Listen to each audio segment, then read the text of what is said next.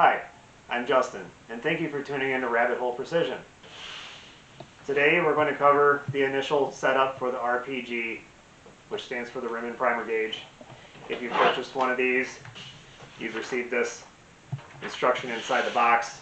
We're going to cover that today in video on how to do that.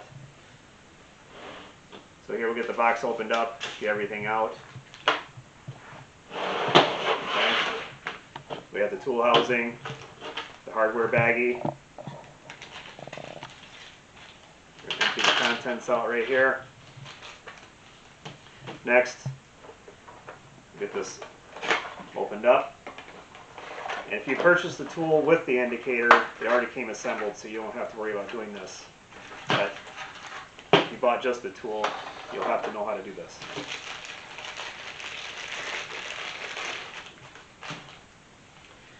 Now from the factory, these indicator tips are too tight to loosen by hand with your fingers. So just take a nice pair of pliers with a firm grip and just a little turn. Doesn't take a lot. It loosens right up. Turn that out.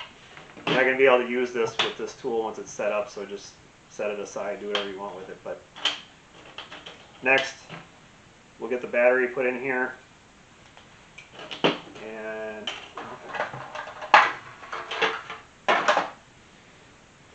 inside the little battery door, it is marked in here. There's a tiny little mark that says what side positive goes on. We'll plug that in.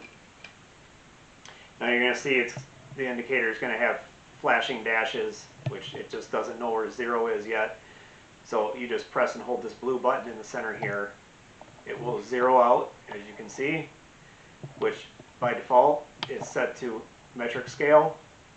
Most people are going to use this in the United States anyways, are going to use inches. Just press the inch metric button to convert it over to inches.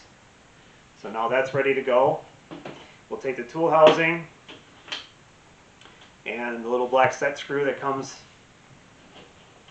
in there,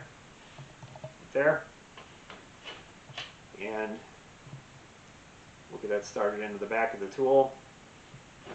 Set the indicator in. Take the small Allen wrench. Just square up the tool to the back. The back of the tool goes on the set screw side. Just snug that down. Flip the Allen wrench over. Just give it an extra little snug. Don't need to get too crazy untightening it. Just nice and snug. Now that's ready to go for the next part, assembling this side. We're going to take the spring out of the kit and slide that over the end of the indicator, just like so.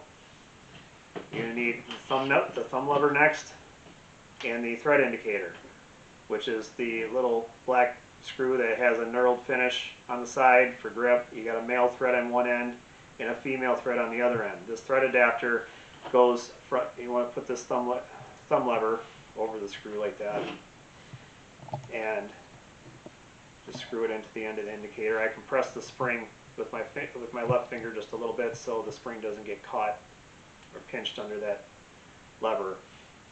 Leave the lever off to the side like this to where it's finger tight, and then for a final tightening, as you turn this, push the thumb lever up and centered like that. That'll get a nice snug.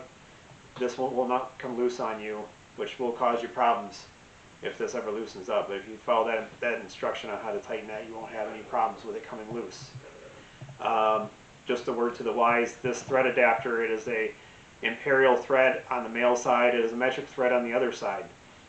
So it is necessary to have that in this tool. These indicator tips will not screw directly into this indicator without that on there. And with that, I'll quickly just show you the indicator tips that are supplied in the hardware baggie. We have the 15mm tip, which is for measuring rim thicknesses, the 5mm tip for large primer pockets, and the small flat point, which is for small primer pockets. And with that, the tool is ready to set up for any of the measurements that are covered in the owner's manual. We're not going to go through that in this video, but the tool is now ready and set up to start being used. Thanks for tuning in. Until next time.